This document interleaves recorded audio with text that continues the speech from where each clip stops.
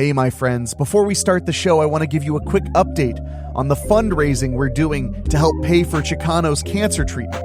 Chicano is my dog. I love him so much, and he's doing very well. He's just had his 5th chemo treatment, and he seems to be holding up well, and we've ran some tests, so hopefully I'll have more for you very soon. But if you want to help us, and we really need that help, we've raised over $2,000 so far, but that's only a drop in the bucket. So please go to WeeklySpooky.com and click on Help My Dog. Any amount means the absolute world to me. But now, it's time for the show.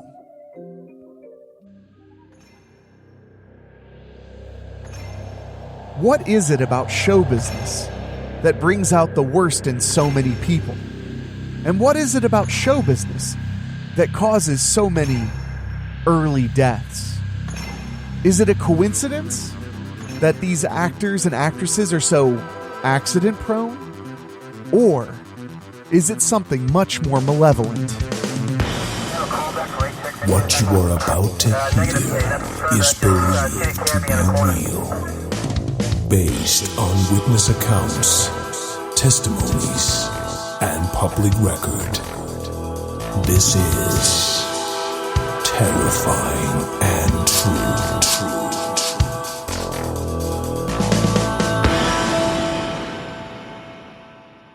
Natalie Wood. Chances are that you've heard this name. 3 times nominated for the Academy Awards, the actress also had 3 Golden Globes to her name. A true Hollywood A-lister, she started working as a child artist and transitioned successfully into adult roles. Very few see the kind of success and stardom that she enjoyed. But it wasn't all a fairy tale. She had a difficult childhood and was allegedly raped as a teenager. Her life would be claimed by the waters of Catalina Island when she was only 43 years old. How did this happen? Was it an accident, a suicide, or did someone murder her? Tonight, we're dissecting the story of Natalie Wood after these quick words.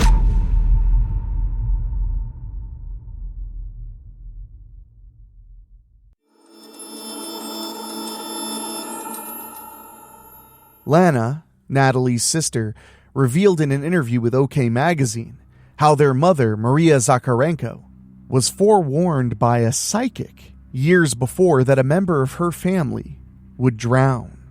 She continued by saying that her mother would tell them both the same story, which would, of course, frighten Natalie.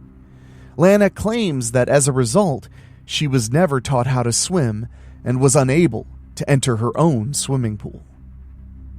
Natalie did indeed publicly admit to having a phobia of the water.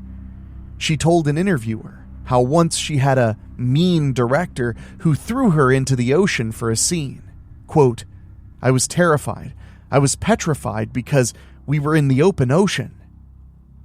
It was almost as if she'd predicted her own fate. Because only 2 years later, on the morning of the 29th of November, 1981, her nightgown-clad dead body was found floating in the waters of Catalina. Natalie had some happy memories associated with this place, and in the end, this became the end of her life story. This was the same place where she had remarried her first husband, Robert Wagner, 10 years earlier. But how exactly did this tragedy take place? It was Thanksgiving weekend when Natalie and her husband Wagner set out for a cruise trip off the southwest coast of Los Angeles, aboard Splendor, a 55-foot yacht. They were joined by Wood's Brainstorm co-star Christopher Walken and the captain, Dennis Davern. Together, these 4 will become part of Hollywood's most elusive mystery.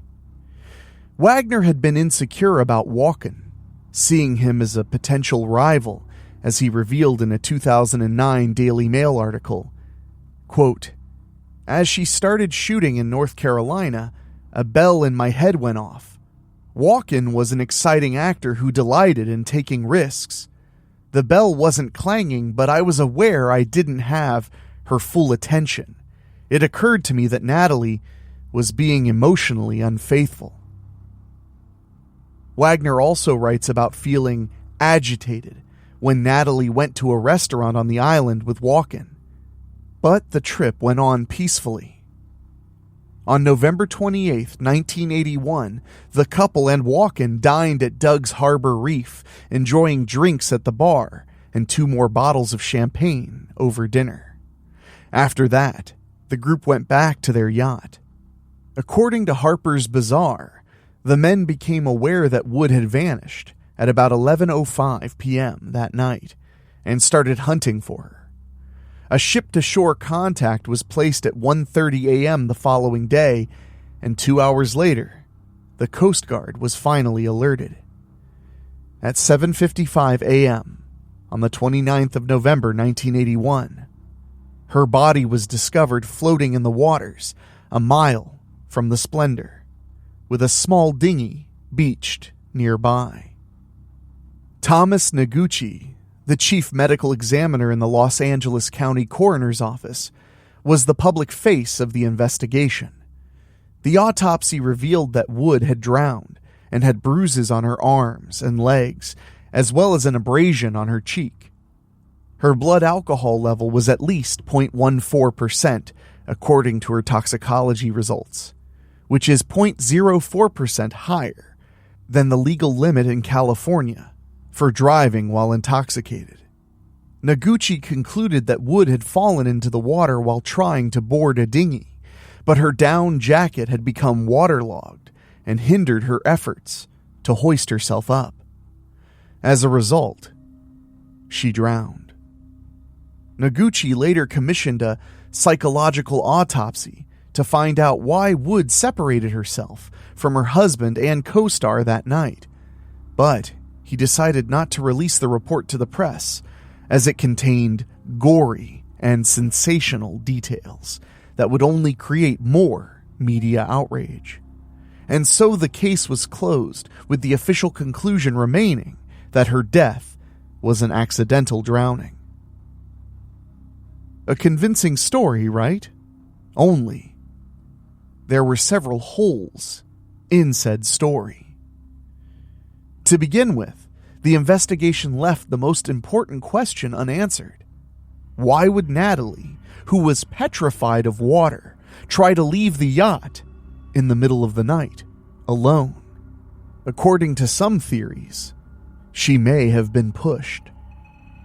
The LA Times reported on December 4th, 1981, that a woman on a nearby boat told authorities she overheard calls for help the evening Natalie Wood passed away. The subsequent 2 decades passed without incident, but in 2011, another shocking discovery caused the case to be reopened for inquiry by the authorities. Official involvement was reportedly sparked by the boat's captain, Dennis Davern, who told NBC's Today that he thought Wagner was to blame for the passing of his wife. Davern claimed he had lied in the past and believed he could provide enough information for detectives to consider the incident a possible homicide. However, the sheriff's office insisted that Robert Wagner was not a suspect in this case. Nevertheless, the agency decided to reopen its investigation into Wood's death after receiving new information that it deemed to be significant and credible.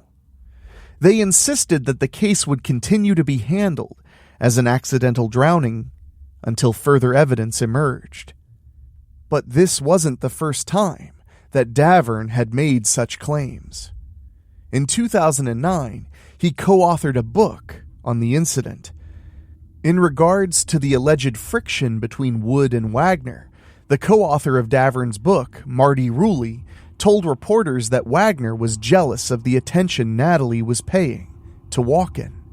At one point in the evening, Rulli claimed, he shattered a wine bottle and yelled at Walken, "What do you want to do? F my wife? Is that what you want?"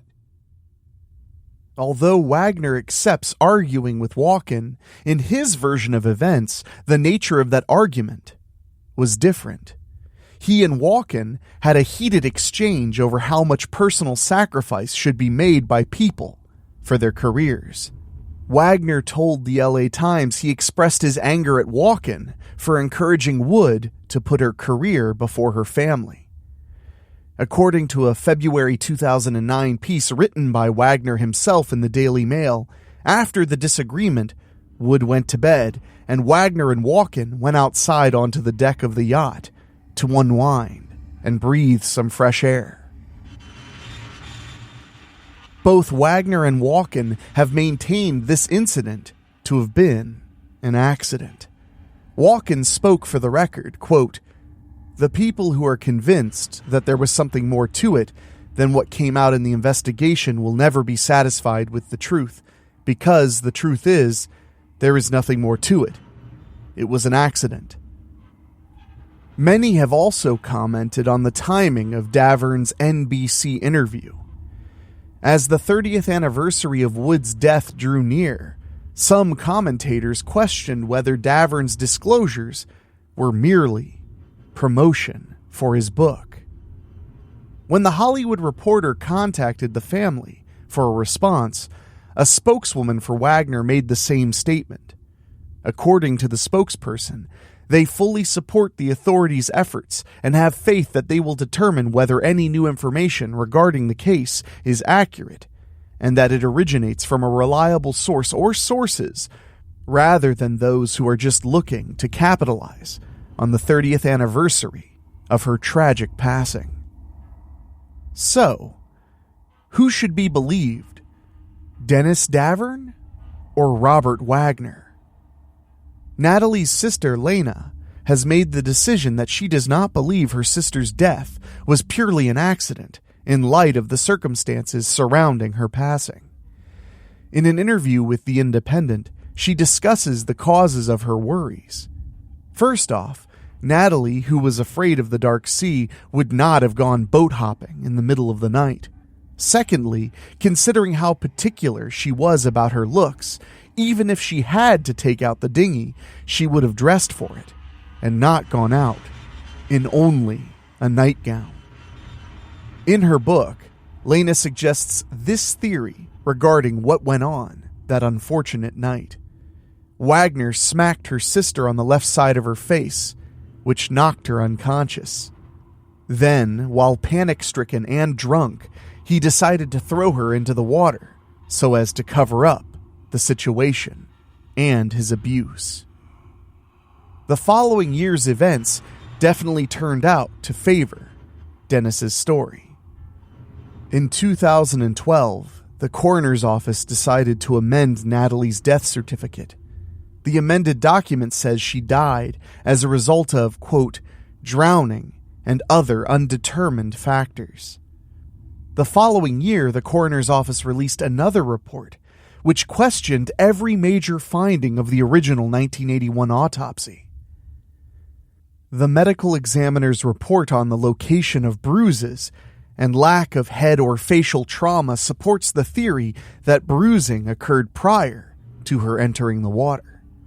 However, due to the unanswered questions and limited evidence, the manner of death is left undetermined. Then another thrilling update came from the Los Angeles Sheriff's Department. A witness reported hearing shouting and loud crashes coming from the couple's room, followed by separate witnesses spotting a heated argument between a man and woman on the back of the boat, believed to be none other than Natalie Wood and Robert Wagner. It was finally in 2018 that the authorities declared Robert Wagner a person of interest in the investigation. The reasons for this move were also explained. Wagner was the last person to be with Natalie before she disappeared. His version of events kept changing and also didn't match with the other witnesses. But keep in mind that Wagner is still only a person of interest and not a suspect. The police haven't found any evidence against him to prove that he was responsible for the death of his wife. The interest in the case might have slowed down after this point, but then another character enters our story, making shocking revelations. The name of this person is Michael Franco, and he enters the current drama through Suzanne Finstad. Finstad authored the book Natalie Wood, the complete biography, publishing it in 2020. Dr. Michael Franco, a family medicine specialist in Los Angeles, was an intern at the LA Coroner's Office in 1981 when Wood's body was brought to the Los Angeles County USC Medical Center. He observed bruises on Wood's anterior thighs and shins that he described as friction burns. Franco took this observation to Dr. Noguchi, who responded by saying, quote, "Some things are best left unsaid." Franco believes that Noguchi was acknowledging a cover-up in the coroner's office. He believes that Wood's death was not an accident and that she was pushed off of something. The bruises he observed were in the opposite direction of someone trying to get onto a boat and were too significant to just be a simple slip-off. But with all these developments, the case is still unsolved as of January 2023.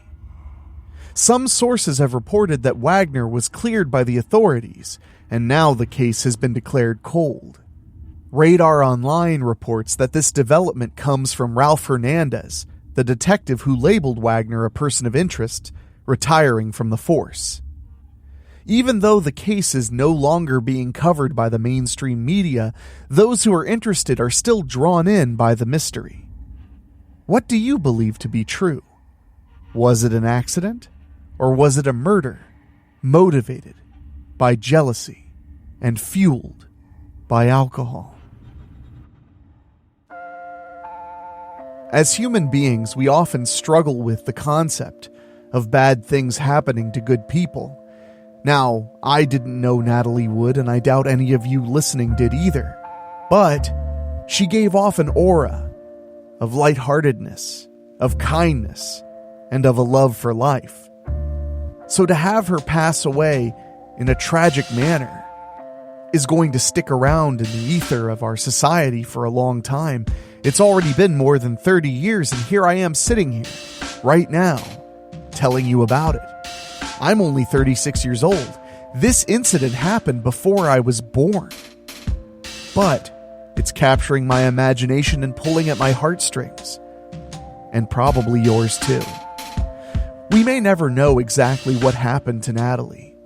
But when it comes to celebrities and those we love but have a bit of distance toward, we always suspect something more to the story. Now, whether this was a tragic accident or some kind of benevolent cover-up, no matter the answer, we'll never truly be satisfied. Because in the end, someone beautiful and bright and shining is gone before their time. So take this moment to tell a loved one you care about them, if you still are lucky enough to be able to. And I want to say a thank you to you for spending a little of your time with me. Terrifying and True is narrated by Enrique Couto. It's executive produced by Rob Fields, produced by Daniel Wilder, with original theme music by Ray Mattis.